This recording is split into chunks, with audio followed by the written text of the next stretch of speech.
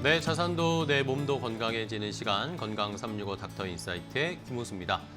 자, 오늘은 우리 시청자분들께 자산을 또 불리는 방법, 또 보호하는 방법 여러 가지를 알려드릴 텐데요. 일단은 수익형 부동산에서 요즘 주목을 받고 있는 분야가 있습니다. 새로운 선택지로 주목받고 있는 호스텔이라든지 숙박업 관련해서 건물 매입은 어떻게 해야 되는지, 운영은 어떻게 해야 하는지, 그러면서 수익 낼 수 있는 방법을 좀 알아보도록 하겠고요.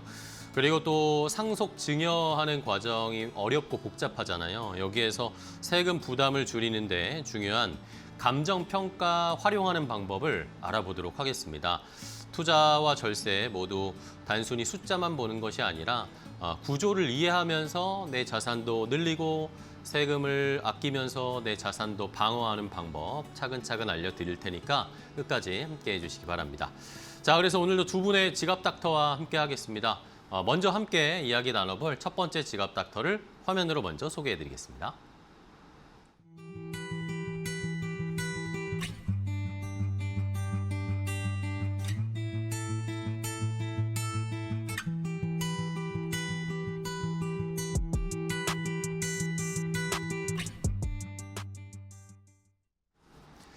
자, 오늘 함께 해주실 첫 번째 지갑 닥터 먼저 만나보도록 하겠습니다. 빌딩온 부동산 중개의 김도영 팀장 모셨습니다. 팀장님 안녕하세요. 안녕하세요. 반갑습니다. 우리 시청자분들께 인사 좀 부탁드리겠습니다. 안녕하세요. 고객님들의 건물주 드림을 이뤄드리는 빌딩 지니, 빌딩온 중개법인 김도영 팀장입니다. 네, 반갑습니다. 자, 김도영 팀장님과 그러면 또 어떻게 자산을 늘릴 수 있는 방법 알아볼지 함께 해주시는 김도영 팀장님과 나눌 이야기 첫 번째 주제부터 확인해 보겠습니다.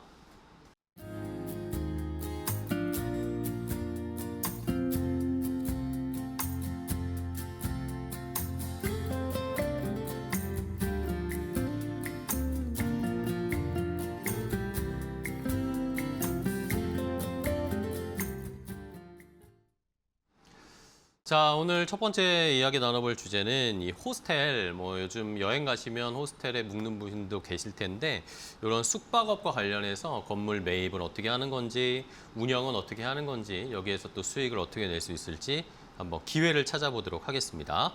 자, 그러면은 우리 김도영 팀장님과 이야기를 차근차근 나눠볼 텐데요. 자, 팀장님 요즘 호스텔 건물 이쪽이 다시 또 주목을 많이 받고 있다라고 하던데 숙박업 이쪽의 시장 분위기 이게 좀 달라졌다라고 들었습니다. 네. 요즘 주목받고 있는 이유는 뭘까요? 가장 큰 이유는 숙박 수요는 빠르게 늘어나고 있는데 네네. 공급은 이를 따라가지 못하고 있기 때문입니다. 코로나 이후 한류와 K 콘텐츠의 영향으로 외국인 관광객이 꾸준히 증가하고 있습니다. 올해는 관광객 증가 속도가 지난해보다 더 빨라지면서 상반기가 끝나기도 전에 누적 방문객 1,000만 명을 넘어설 정도로 네. 회복세가 뚜렷하게 나타나고 있습니다. 반면 숙박시설 공급은 충분하지 않습니다. 특히 외국인 관광객들이 많이 이용하던 불법 숙박업소에 대한 관리가 강화되면서 숙박 수요가 자연스럽게 허가를 갖춘 합법적인 숙박시설로 이동하고 있습니다. 또 외국인 관광객은 평균적으로 3일에서 5일 정도를 머무는 경우가 많아서 객실 가동률도 높게 이뤄지고 있고 이런 환경에서 객실 단가도 안정적으로 유지되고 있어서 운영 수익성이 많이 높아지고 있습니다.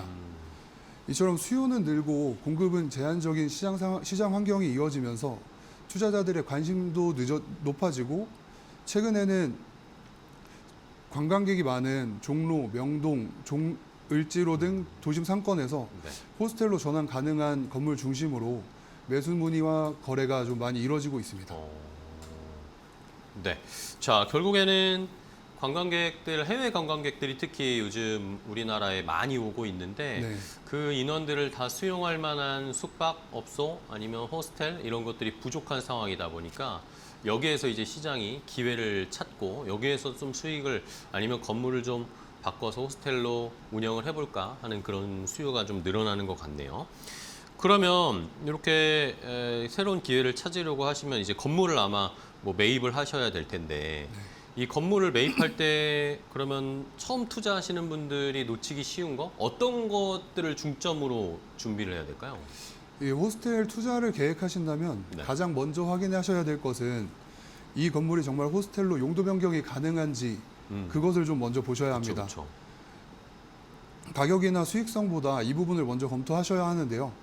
첫 번째는 용도 지역을 확인하셔야 됩니다. 일반적으로 상업 지역이 가장 유리하고 네. 상업 지역이 아닌 지역에서는 도로 조건이나 건축 기준 등 여러 가지 법적 제한으로 인해서 용도 변경이 어려운 경우가 좀 있습니다. 그리고 두 번째는 교육환경 보호지구 여부입니다. 인근에 학교나 유치원들이 있다라고 하면 숙박업 허가가 제한될 수도 있습니다. 그래서 이제 토지 이용 계획을 통해서 네. 보호구역에 이제 해당하는지를 반드시 확인하셔야 되고요.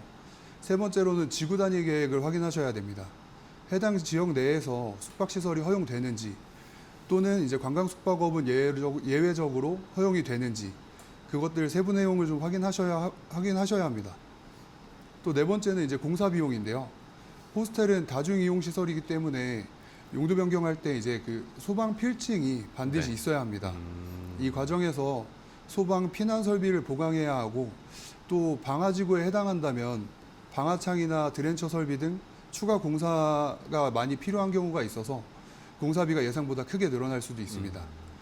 이 밖에도 이제 그 정화조 용량이나 주차 기준, 위반 건축물 여부 등 확인해야 될 사항들이 적지 않아서 실제로는 이제 투자자가 혼자 판단하기보다는 건축사님과 함께 사전 검토를 진행하고 이후에 이제 매입 여부를 결정하시는 것을 추천드립니다. 네, 알겠습니다. 결국에는 이 건물이 숙박업소로 활용할 수 있는지를 확인하는 게 제일 중요한 것 같습니다. 뭐 단순히 지금 비용을 어느 정도의 수익이 기대된다라는 것도 중요하지만 가장 중요한 건 일단은 기본적으로 용도 변경이 가능한 건지를 찾아야 되겠고요. 그러면은 숙박업 건물, 숙박업을 하기 위한 건물과 일반적인 상가 건물과는 그럼 투자 방식이 좀 다르게 가져가야 될까? 어떤 점이 다른 거예요? 일반 상가 건물과 숙박업 건물 같은 수익 건물은 이제 같은 수익형 부동산인데 투자 방식에 조금 차이가 있습니다. 네. 일반 상가 건물은 하나의 임차인에게 공간을 임대하고 월세를 받는 임대업이지만 그렇죠. 따라서 이제 투자할 때는 임차인이 얼마나 오래 운영을 할 건지 그리고 공실이 발생했을 때 얼마나 빠르게 공실을 맞출 수 있을지 그것을 이제 중점적으로 살펴보셔야 하고요. 한번 이제 임차인이 구성이 되면 비교적으로 안정적인 임대 수익을 기대할 수 있지만 임대료 상승에 한계가 있고 입지에 따라서 임대료 수준과 자산 가치의 차이가 좀 크게 나타나는 편입니다. 네. 반면에 이제 숙박업 건물은 공간을 빌려주는 것에서 끝나는 게 아니라 객실이라는 공간에 이제 서비스를 더해서 판매하는 서비스업에 가깝습니다. 그래서 이제 건물 자체도 중요하지만 어떻게 운영하느냐에 따라서 수익이 좀 결정나는데요. 객실 점유율이 어떤지, 객실당 평균 판매 가격은 적정한지, 운영비는 또 얼마나 들어가는지, 또 예약 플랫폼에서 리뷰나 평점은 잘 관리되고 있는지까지 함께 보셔야 됩니다. 실제로 이제 같은 건물이라도 운영 방식이나 운영 주체에 따라서 영업이익이 크게 차이 나는 경우도 적지 않습니다. 그래서 이제 숙박업 건물은 건물만 보는 게 아니라 네. 그 안에서 운영되는 사업까지 함께 분석하는 것이 중요하다고 볼 수 있습니다. 네. 결국에는 단순히 임대업이라고 할 수 없고 거기에 플러스 알파로 상품을 잘 팔 수 있는가의 그런 여부도 계속 살펴보셔야 된다라는 거네요. 네.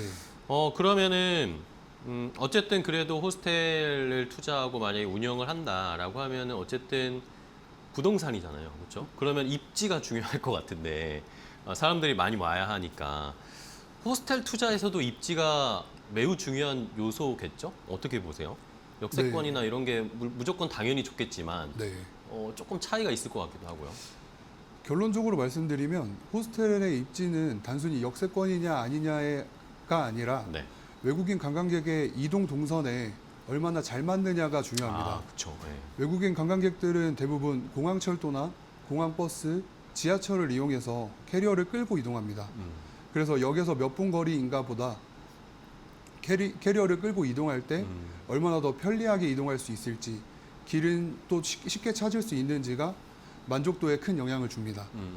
이런 조건들만 좀 갖춰진다면 꼭 대로변일 필요가 없고 역에서 조금 안쪽에 위치한 이면도로의 건물이라도 접근성이 좋다면 대로변보다 매입 가격은 낮으면서 이용객들의 불편은 크지 않아서 투자 측면에서는 오히려 좋은 장점이 될 수 있습니다. 그렇죠. 또 하나 중요한 것은 관광객이 실제로 많이 찾는 상권인지입니다.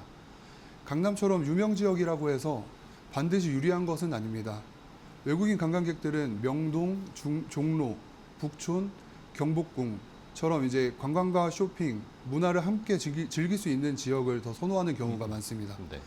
그리고 이제 호스텔은 일반 상가와 달리 온라인 경쟁력도 매우 중요한데요. 외국인 관광객들은 길을 걷다가 숙소를 정하는 게 아니라 출국 전에 아고다나 에어비앤비 같은 예약 플랫폼에서 숙소를 예약하는 경우가 대부분입니다. 그렇죠. 따라서 리뷰와 평점이 높고 검색 결과에 잘 노출된다면 역에서 도보 8분에서 10분 정도 떨어져 있다라고 해도 충분히 경쟁력을 가질 수 있습니다. 결국 호스텔은 좋은 입지에 더해서 리뷰와 평점, 검색 노출 같은 온라인 경쟁력까지 함께 갖춰질 때 가장 높은 경쟁력을 갖는 투자라고 생각합니다. 네, 알겠습니다.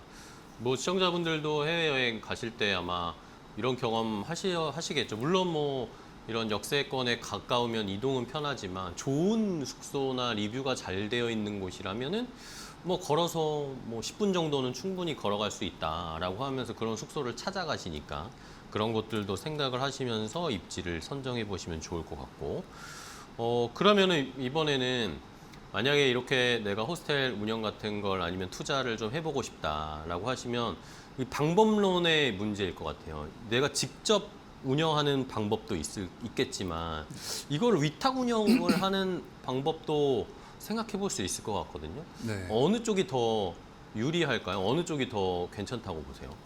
이거는 어느 쪽이 더 유리하다고 단정하기보다는 네네.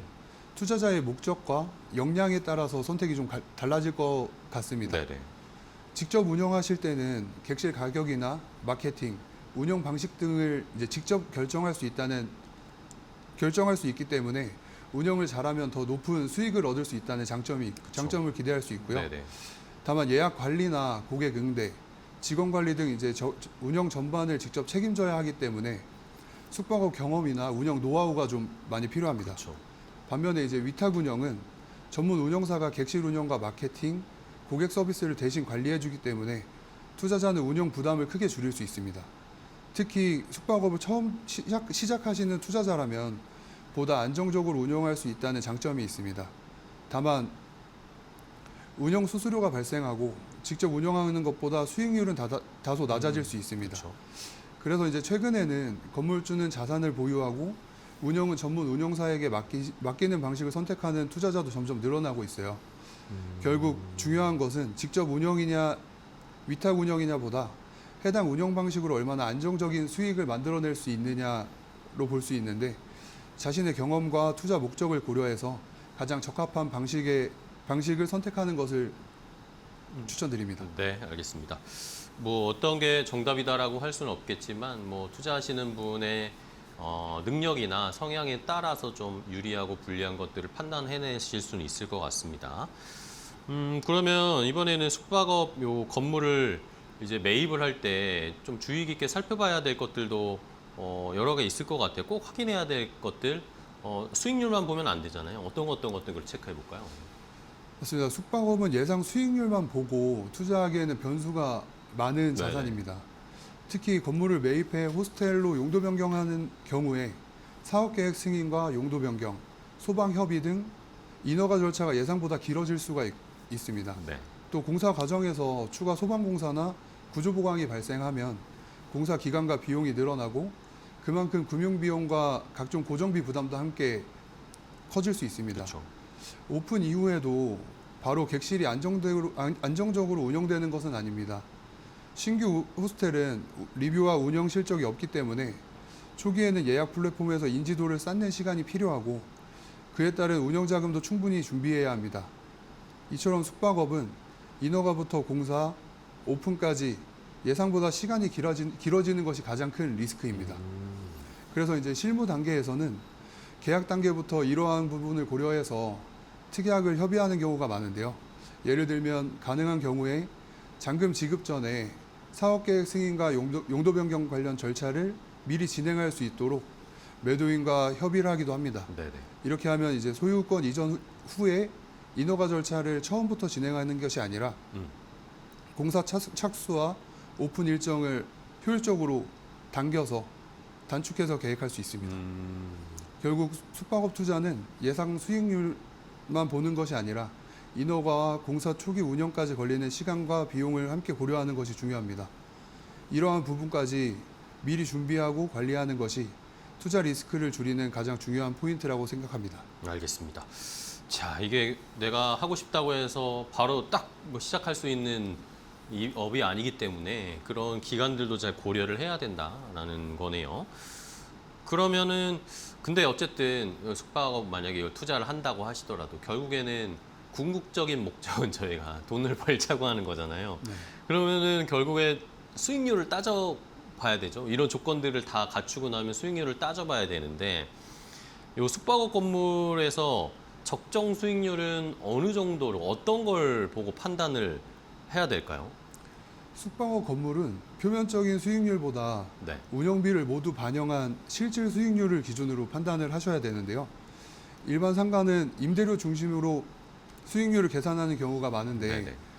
숙박업은 운영형 자산이기 때문에 객실 매출만으로는 실제 수익성을 판단하기가 좀 어렵습니다. 인건비랑 OTA 그리고 네. 이제 청소비, 세탁비, 공과금 뭐 이런 것들을 모두 차감한 뒤에 얼마나 실제 수익이 남는지를 먼저 확인해야 됩니다. 실무에서는 운영비를 모두 반영한 실질 수익률 기준으로 연 10%에서 15% 수준이 되는지를 하나의 이제 참고 기준으로 검토하는 경우가 많습니다. 네네. 다만 숫자 자체보다 그 수익이 앞으로도 안정적으로 유지될 수 있는지를 살펴보셔야 되고요. 네. 객실 가동률과 평균 객실 단가가 시장 수준에 맞는지, 특정 시즌이나 단체 예약에 과도하게 의존하고 있지는 않은지, 향후 시설 투자나 유지 보수 비용은 얼마나 발생할 수 있는지까지도 함께 살펴보셔야 됩니다. 결국 숙박업 투자는 매출이 아니라 순수익, 표면 수익률이 아니라 실질 수익률을 보는 투자라고 생각합니다. 알겠습니다. 어쨌든 뭐 정답은 없지만 실제 수익률 그래도 연에 10에서 15% 정도는 기본으로 낼 수 있는가를 기준으로 삼고 거기서 이제 뭐 플러스 마이너스 좀 달라지기는 하겠죠. 그걸 안정적으로 계속 수익을 낼 수 있는지 여부가 가장 중요한 것 같습니다. 그러면은 뭐 이렇게 기본 10에서 15% 아니면 그 이상의 수익을 내는 그런 곳들도 많이 보셨을 것 같아요. 네. 도움을 주시면 뭐 잘 되는 것도 있고 좀 잘 안 되는 것도 있겠지만 뭐 여러 가지 사례를 보셨을 텐데 잘 운영되는 호스텔, 잘 운영되는 그런 숙박업소는 어떤 특징이라고 해야 될까? 어떤 장점들을 갖고 있던 거예요? 현장에서 운영이 잘 되는 호스텔들을 보면 네. 딱히 특별한 비법을 가지고 있는 건 아닙니다.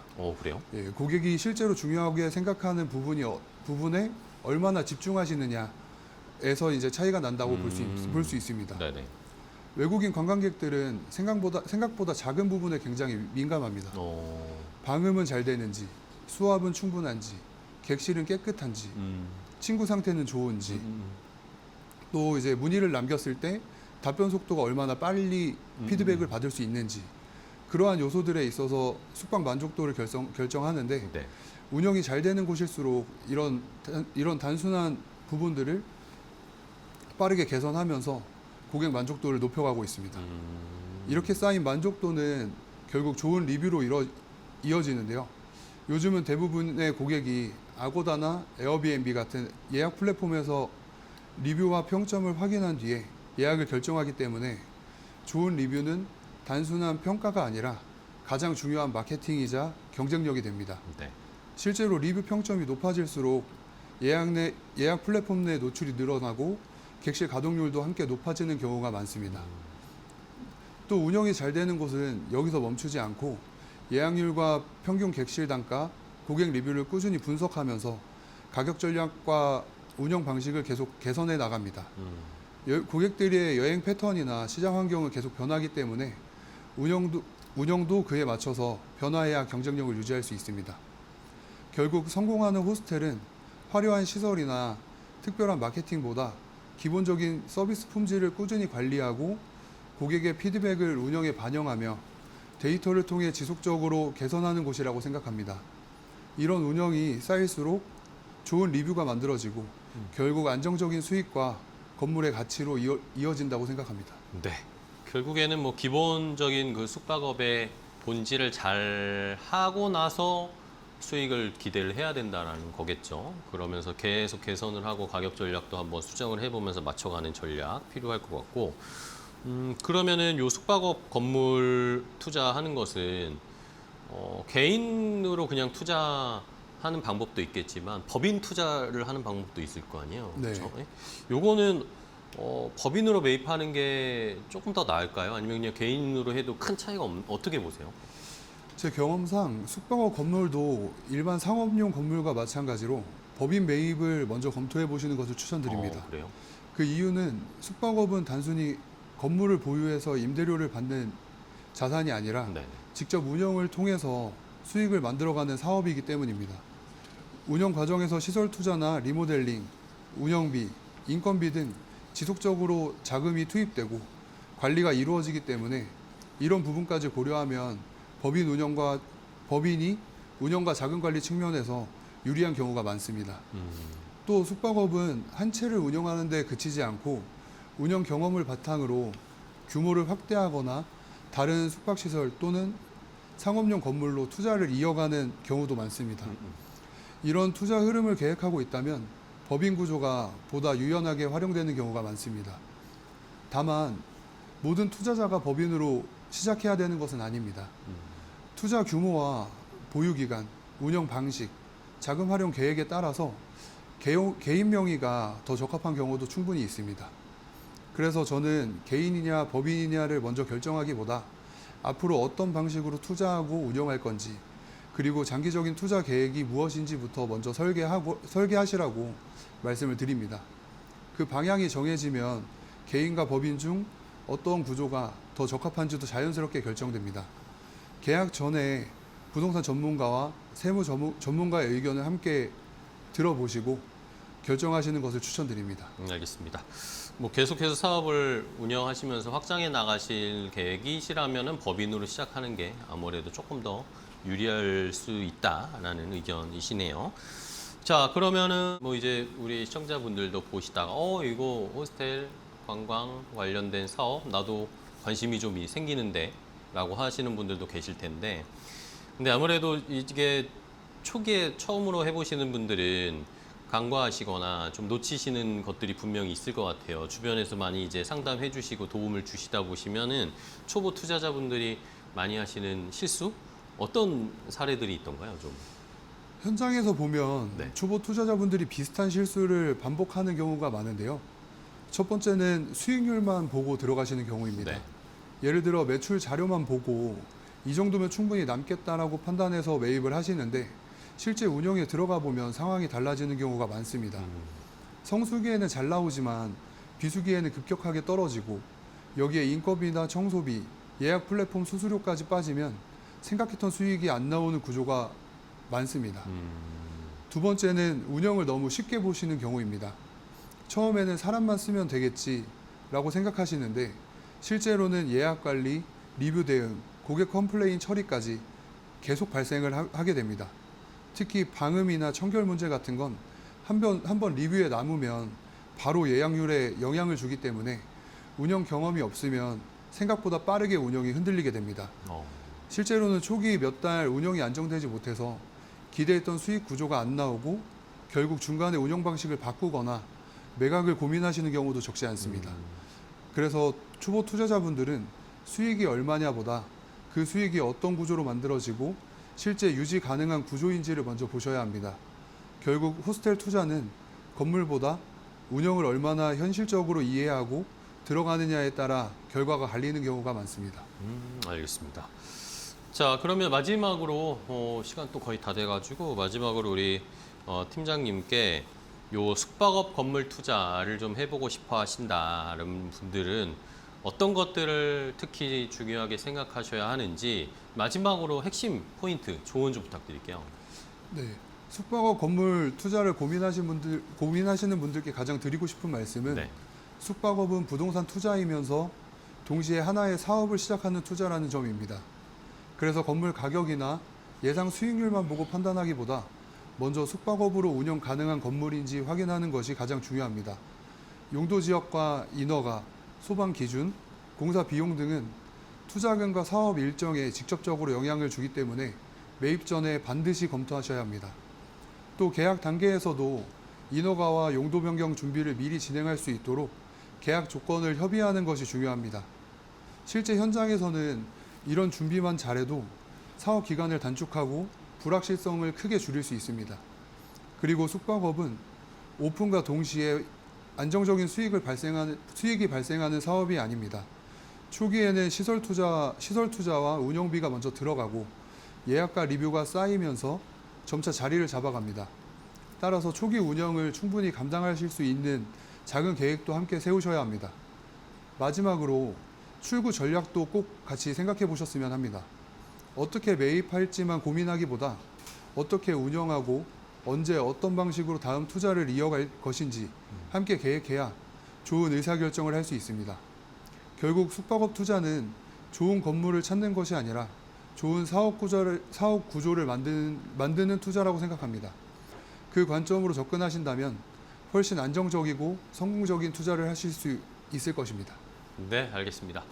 자, 숙박업 투자가 그냥 단순히 뭐 건물을 매입하는 이런 부동산 투자의 개념의 플러스 알파로 사업적인 능력이나 성공안도 함께 필요하다라는 것을 좀 강조를 해주셨으니까 시청자 여러분들도 요 관련 관심이 있으시면 한번 전문가와 더 자세하게 한번 상담을 해보시는 게 필요할 것 같습니다.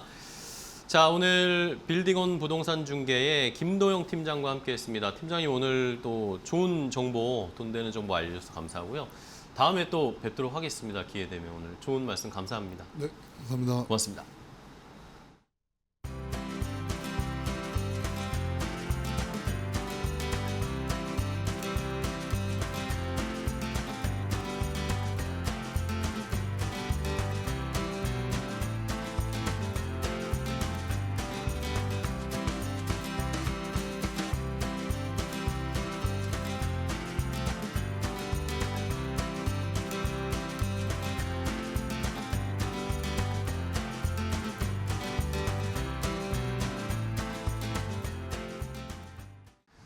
자, 건강 365 닥터 인사이트와 함께하고 계십니다. 이제 두 번째 전문가 만나보도록 하겠습니다. 두 번째 함께해 주실 지갑 닥터를 화면으로 먼저 만나보시죠.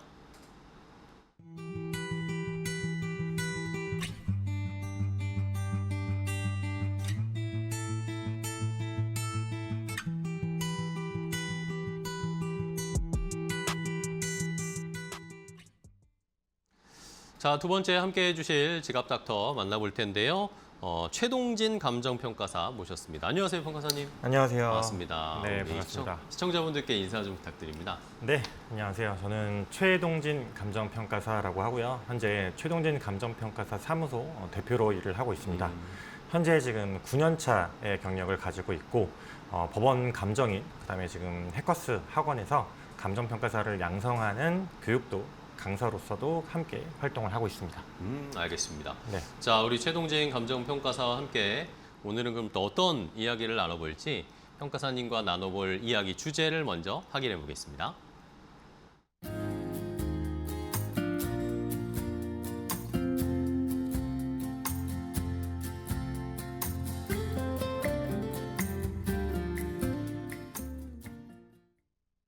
자, 우리 최동진 평가사님과 이야기 나눠볼 주제는 바로 감정평가로 세금을 우리가 좀 줄일 수 있는 방법 알아보도록 하겠습니다. 상속 증여할 때 가장 큰 고민 중에 하나가 세금일 수밖에 없잖아요. 근데 네. 요즘 또 많은 분들이 상속 증여할 때 감정평가를 의뢰하시는 분도 많다고 하시더라고요. 왜 이 상속 증여를 할 때 감정평가가 중요한 걸까요?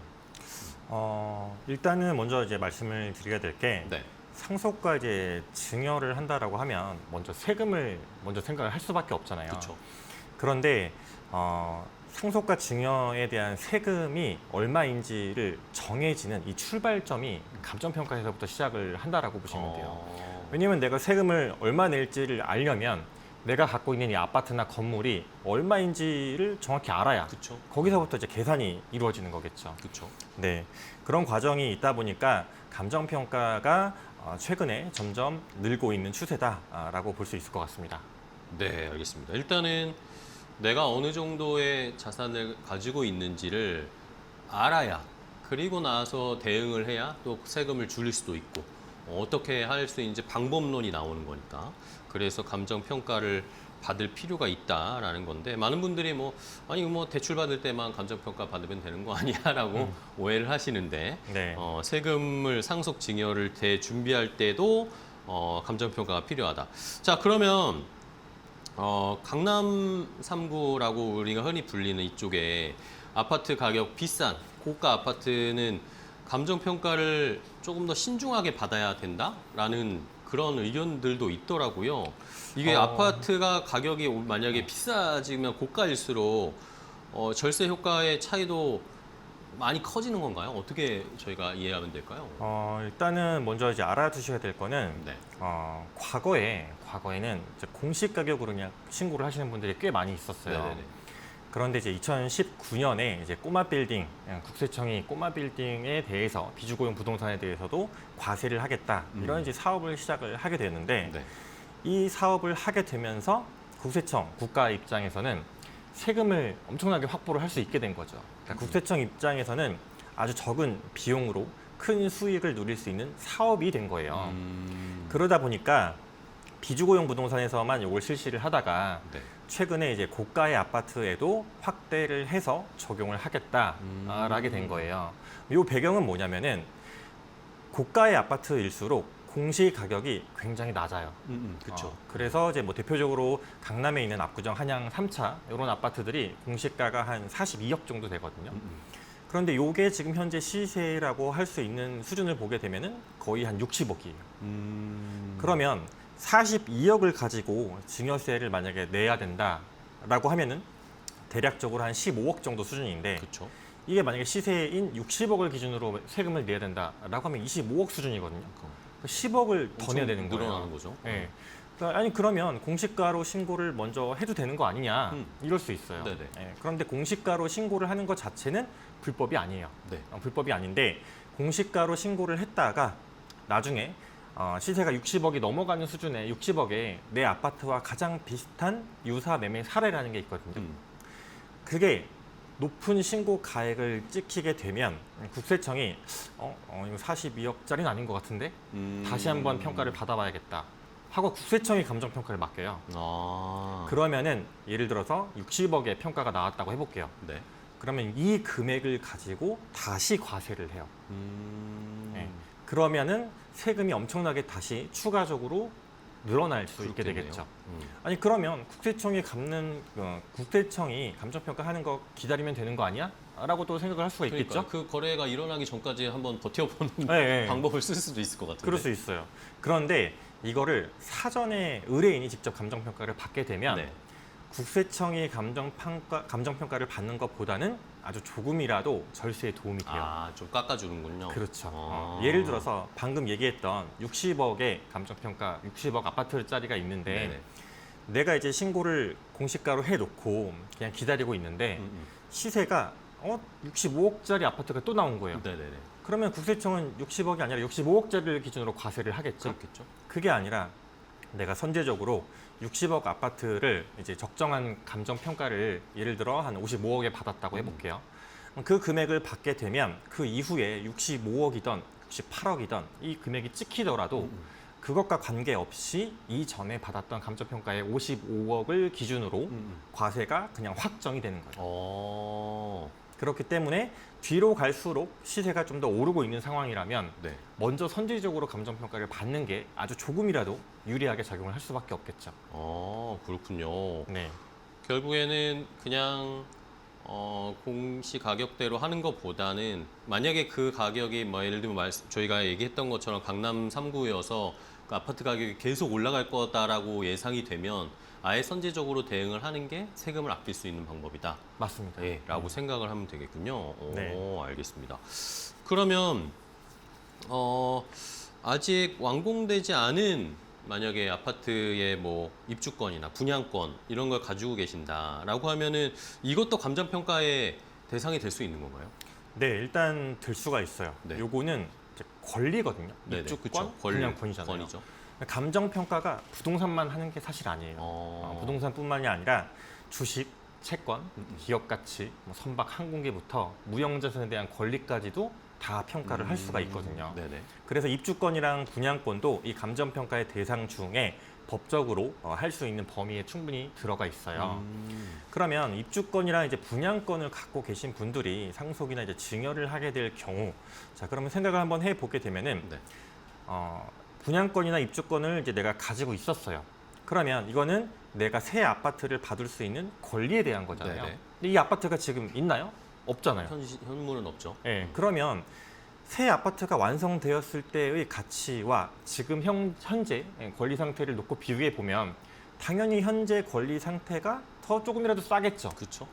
그러면 싸게 조금이라도 빨리 입주권이나 분양권을 감정평가를 받아서 진행을 하는 게 상속이나 증여세를 아끼는데 도움이 될 수 있다는 얘기거든요. 그러면 입주권이나 분양권은 아까 얘기한 것처럼 공시 가격으로 신고할 수 없나요? 라는 질문도 같이 생각이 들 수가 네네네. 있을 거예요. 그런데 얘는 부동산이 아니에요. 그렇죠. 권리예요. 권리니까. 그렇기 때문에 얘는 법적으로 무조건 감정평가를 받아야 되는 상황인 거예요. 그렇기 때문에 입주권이나 분양권 같은 경우는 무조건 감정평가를 받아야 상속이나 증여를 할 수가 있는 상황이 발생을 하게 되는 거고요. 더군다나 입주권 같은 경우는 예를 들어 이제 10억이 넘는 경우에는 2군데 이상의 감정평가를 받도록 상증세법에 규정이 나와 있어요. 그래서 입주권이나 분양권을 감정평가를 받는 이거는 받아야만 되는 상황인 거고, 그리고 이걸 받는다면 입주권이나 분양권 같은 경우에는 납입 금액에다가 프리미엄을 더해서 산정을 하게 돼요. 네네네. 여기서 입주권은 종전자산에 대한 권리가액도 더 하게 되는데 요거는 이제 어려우니까 빼고 놓고 생각을 해보게 되면은 상식적으로 프리미엄은 누구나 좀 쉽게 생각을 해볼 수가 있겠죠. 네네네. 프리미엄이 준공이 다가오면 다가올수록 올라갈까요, 내려갈까요? 올라가지 않을까요? 그렇죠. 네. 당연히 올라가요. 네네. 그러면 언제 증여나 상속을 하는 게 좋겠어요? 빨리 하는 게 좋겠네요. 그렇죠. 네. 예, 그러니까 이거 시기를 최대한 빠르게. 빠르게. 예, 즉 완공의 시기가 다가오면 다가올수록 거기에 대한 프리미엄은 더 붙을 수밖에 커지니까. 없어요. 예. 그렇기 때문에 그 프리미엄이 더 커지기 전에 어차피 상속이나 증여를 하게 될 경우라면 최대한 빠르게 예, 그리고 공급 가액을 기준으로 그 다음에 하나 더 이제 아셔야 될 거는 네네. 최근에 이제 상속이나 증여, 요 입주권이나 분양권을 하는 과정에 있어서 권리에 대한 문제들도 좀 발생을 하고 있거든요. 예를 들어서 이제 1+1 입주권을 많이 들어보셨을 거예요. 네네네. 그래서 뭐 84 하나, 59 하나 이렇게 이제 같이 묶어서 진행을 하게 되는데, 증여 같은 경우에는 이제 지역이나 뭐 서울시나 그 서울시 안에서도 구마다 조금씩 차이가 있어요. 그래서 이 1+1에서 59짜리나 84 요걸 하나만 똑 떼서 증여를 할 수 없는 경우도 있거든요. 그러면 이거는 문제가 되겠죠. 그렇죠. 네, 그래서 이런 경우에 관한 내용들도 함께 살펴보셔야 되기 때문에 입주권이나 분양권에 있어서만큼은 감정평가를 할 때 특히 조심을 하셔야 되고, 프리미엄이 얼마만큼 더 붙을 거냐 이거에 대한 것도 좀 주의가 필요하다라고 볼 수 있을 것 같습니다. 알겠습니다. 자, 자세하게 요 입주권, 분양권에 관련된 방법, 관련된 감정평가는 어쨌든 입주권, 분양권은 상속 양도하려면은 무조건 감정평가는 받아야 된다라는 거. 근데 빠르면 빠를수록 좋다라는 네. 게 포인트인 것 같고요. 그러면은 이번에는 그러면 이런 케이스 재건축 재개발 관련해서 뭐 이쪽 이 재건축 재개발 예정인 부동산 같은 경우에는 어떤 부분을 중점적으로 감정평가하고 저희가 살펴봐야 되나요? 이 재개발이나 재건축 같은 경우는 일반적으로 요 조합원이 되지 않는 이상 네. 사실 쉽게 알기가 좀 어려워요. 그쵸, 네. 예. 그래서 일단은 알아두셔야 될 개념은, 보통 이 재개발 재건축의 감정평가를 맡기시려고 하시는 분들은 대부분 종전자산과 종후자산에 대한 평가가 이루어지고 난 후에 그때 가서 고민을 하시거든요. 그러면 이걸 바꾸기가 너무 힘들어요. 그렇죠. 그 전에 이루어졌던 평가는 이미 적정하고 합리적으로 됐을 가능성이 매우 높고, 그게 명확하게 정말 잘못된 게 아닌 이상 이거를 바꾸기가 바꾸기 매우 어렵겠죠. 어렵거든요. 그래서 먼저 알아두셔야 될 거는 이 종전자산과 종후자산에 대한 감정평가가 이제 이루어질 거다, 아니면 관리처분 계획인가라는 단계를 받으셨으면 종전, 자 쉽게 말하면 종전이라고 하는 거는 내가 개발이 되기 전에 갖고 있던 부동산, 종후라고 하는 거는 새 아파트로 지어졌을 때의 가치. 자, 요 두 개를 가지고 우리가 비례율이라는 걸 산정을 해요. 네네. 비례율이라는 건 쉽게 말하면 사업성이거든요. 분모에 종전자산이 들어가고 분자에 종후자산, 거기서 총 사업비를 뺀 금액이에요. 이게 1이 되면 종전과 종후가 그쵸. 비슷비슷하다라는 거겠죠. 근데 1보다 만약에 적으면 이건 사업성이 좀 떨어지겠죠. 1보다 크면 사업성이 높게 나올 거란 말이에요. 근데 내 거, 종전자산에 대한 권리 가액은 종전자산을 평가한 금액에다가 이 비례율을 곱해서 권리가액이 정해져요. 비례율이 높으면 높을수록 내 가치는 순위가 올라가겠죠. 네. 반대로 비례율이 낮으면 낮을수록 떨어질 거예요. 그래서 많은 분들이 착각하시는 것들 중에 하나가 뭐냐면 이 종전자산 평가 금액이 너무 낮다. 그래서 다시 좀 해달라. 이 의견이 굉장히 많아요. 네.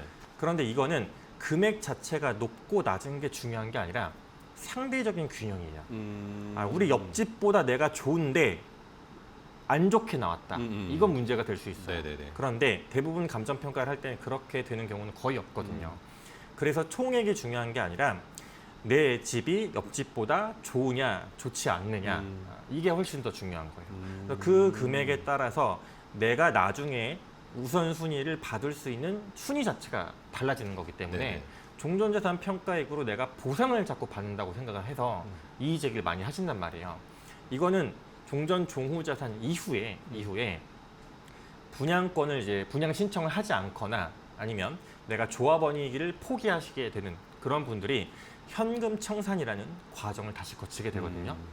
이때는 다시 현금 청산을 목적으로 감정평가를 다시 하게 되어 있어요. 이 금액이 실질적인 보상 금액에 가깝다라고 보셔야 되거든요.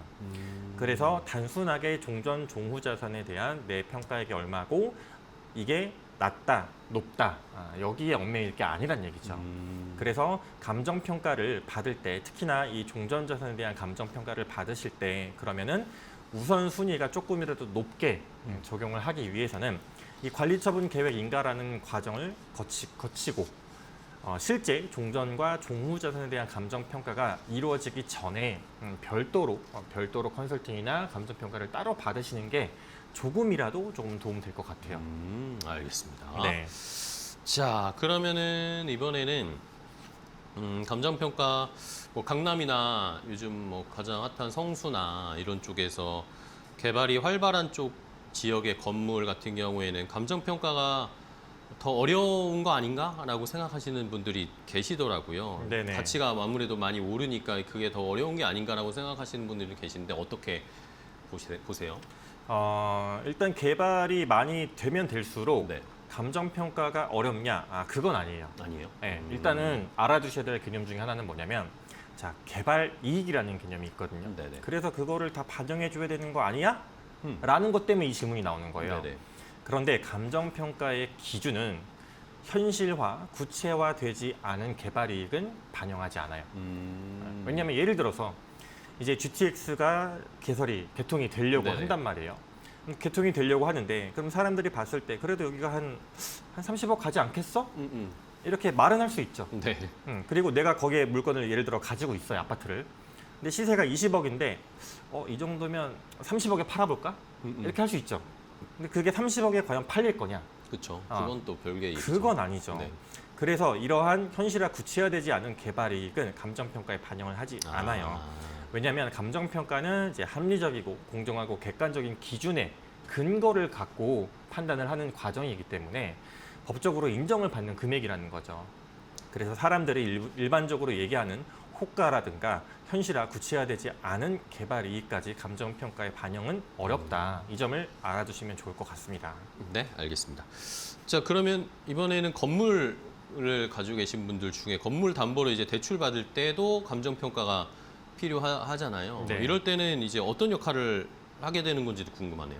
자, 자, 이럴 때 같은 경우는 보통 의뢰인이 직접 이걸 알아볼 수가 없어요. 그렇죠. 네, 그래서 의뢰인 분들이 대출을 받으려는 목적으로 이제 은행 같은 이제 금융기관을 찾아가게 되고 금융기관에서는 이게 대체 얼마인지 그 기준을 알기 위해서 감정평가를 맡기는 거거든요.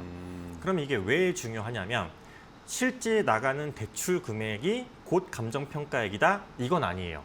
왜냐하면 이 아파트나 건물에 대한 적정 가치가 예를 들어 뭐 50억인데 50억을 기준으로 해서 실제 나가는 대출 금액은 이 지역에 대한 뭐 정부 정책에 대한 규제라든가 네. 채무자의 신용 상태라든가 세금을 얼마큼 냈는지 이런 것들에 따라서 비율이 조금씩 달라지게 되거든요.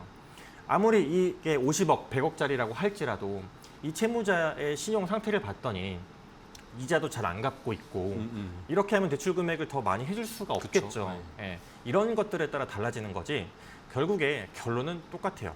감정평가라고 하는 거는 앞에서 말씀드렸던 것과 같이 적정하고 합리적인 수준, 이 아파트가 정말 정상적으로 봤을 때 얼마인지 이거를 은행 또는 금융기관에서 판단하기 위해서 의뢰를 하는 거예요. 그렇게 알아두시면 좋을 것 같습니다. 알겠습니다. 자, 그러면은 이번에는 요즘에 또 이제 가족 간 거래가 좀 많이 늘고 있다라는 뉴스나 이야기들도 저도 들었는데 그러면은 가족 간 매매나 증여를 할 때도 감정 평가를 받을 필요가 있는 건가요? 이거는 꼭 받을 필요가 있다라고 볼 수는 없어요. 네네. 받을 수도 있고 안 받을 수도 있어요. 자, 일단은 특수관계인의 거래라고 해서 가족 간의 거래를 이렇게 일컫고 있는데 네네. 예를 한번 들어볼게요. 세법에서 이제 얘기하고 있는 게 증여를 일단 기준으로 예를 한번 들어보겠습니다.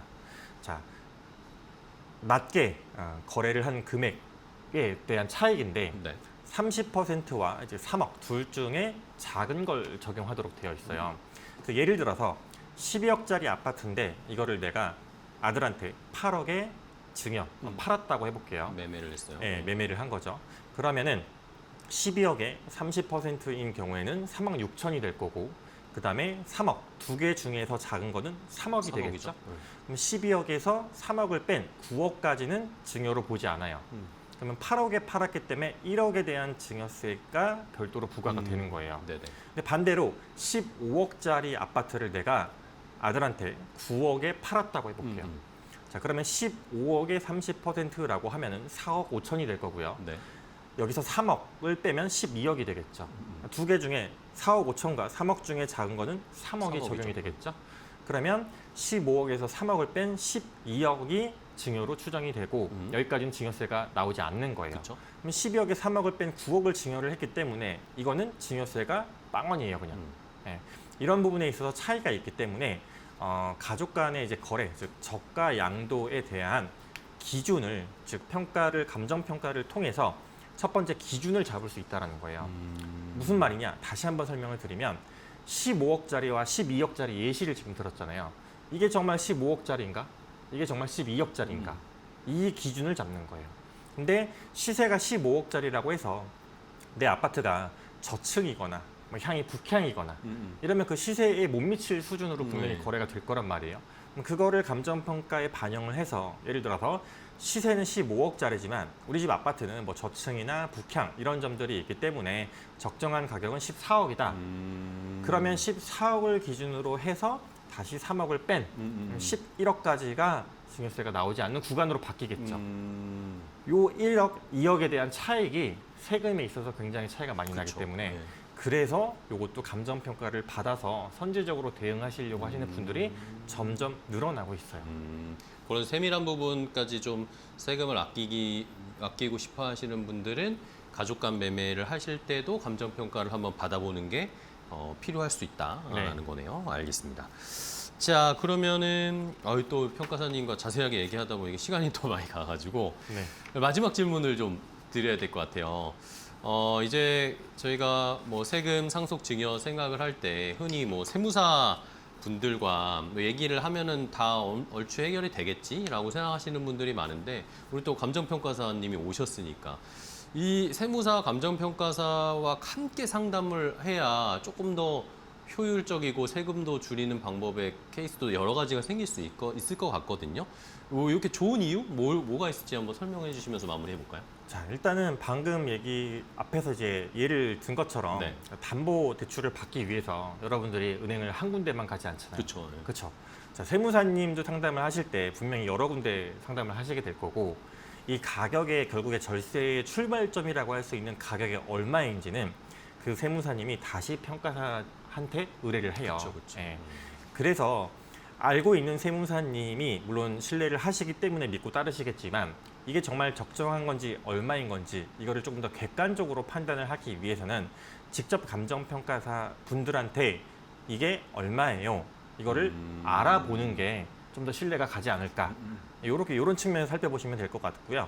그래서 결국에 절세라는 목적을 가지고 출발을 할 수 있는 첫 번째 시작점이 감정평가. 그리고 이 금액을 가지고 내가 증여를 할 건지 아니면 저가 양도를 할 건지 뭐 부담부 증여를 할 건지 이런 전략을 짜는 역할을 해주시는 분이 세무사님. 세무사고. 그래서 요거를 함께 같이 상담을 받게 되면은 좀 더 시너지가 날 수 있을 것 같아요. 알겠습니다. 자, 이렇게 뭐 상속 증여와 관련해서 세금 전략을 짜고 계신 분들은 뭐 마지막에 말씀해 주셨듯이 뭐 세무사와 이야기하는 것도 좋지만 같이 감정평가사와 함께 이야기를 하면서 전략을 짜 나가신다면 훨씬 더 효율적으로 대비를 할 수 있다라는 걸 한번 저희도 다시 생각해 볼 수가 있었습니다. 자, 이렇게 오늘 최동진 감정평가사님과 함께했습니다. 평가사님 오늘 너무 자세하게 좋은 정보 알려주셔서 감사하고요. 다음에 또 기회 되면 뵙도록 하겠습니다. 오늘 네. 좋은 정보 알려주셔서 감사합니다. 감사합니다. 고맙습니다. 네.